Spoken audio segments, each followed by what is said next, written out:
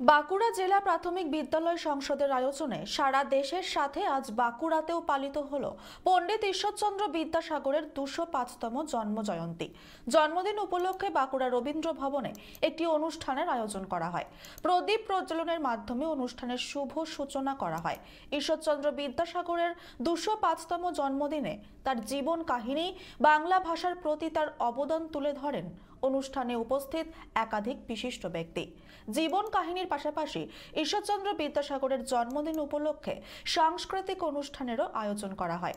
বাঁকুড়া জেলা প্রাথমিক বিদ্যালয় সংসদের সভাপতি বসুমিত্র পাণ্ডে বলেন, ঈশ্বরচন্দ্র বিদ্যাসাগরের প্রতিকৃতিতে মাল্যদান করে অনুষ্ঠানের শুভ সূচনা করা হয়।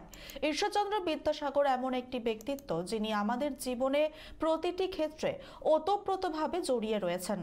আমরা যে ভাষায় কথা বলি সেই বর্ণ পরিচয় তিনি আমাদের উপহার দিয়ে গেছেন। সেই বর্ণ পরিচয়ের হাত ধরে রবীন্দ্রনাথ থেকে যত লেখক, কবি, সাহিত্যিক আছেন এবং আমরা যে ভাষায় কথা বলি সবটাই ঈশ্বরচন্দ্র বিদ্যাসাগরের দান। আজকের দিনে ডিপিএসসি এটা সাবেক প্রোগ্রাম। আমরা বিগত কতগুলি বছর প্রত্যেকটি বছরই এই ২৬শে সেপ্টেম্বর আমরা সকালবেলায় আমাদের ওখানে বিদ্যাসাগরের প্রতিকৃতিতে মাল্যদানের মধ্যে দিয়ে আমরা এটা শুরু করি।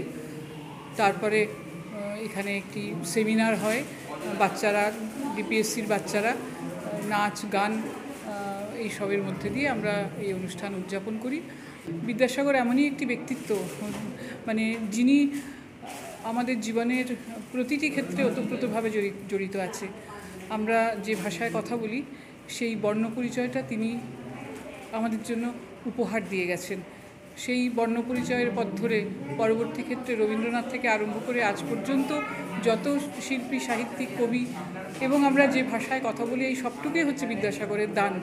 নারী শিক্ষার ক্ষেত্রে বিশেষত বিধবা বিবাহ প্রচলন করার মধ্যে দিয়ে বিদ্যাসাগর যে সমাজ বিপ্লব কায়েম করে গেছেন, সেই বিপ্লবের পথে ছেলেপিলেদেরকে যদি কিছুটা অনুপ্রাণিত করতে পারা যায় তাহলে আমরা বুঝবো যে আমরা অনেকখানি করতে পারলাম।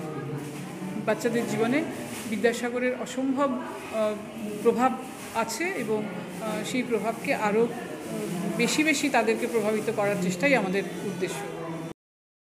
বাঁকুড়া থেকে নবেন্দু হাটের রিপোর্ট, চ্যানেল 24/7।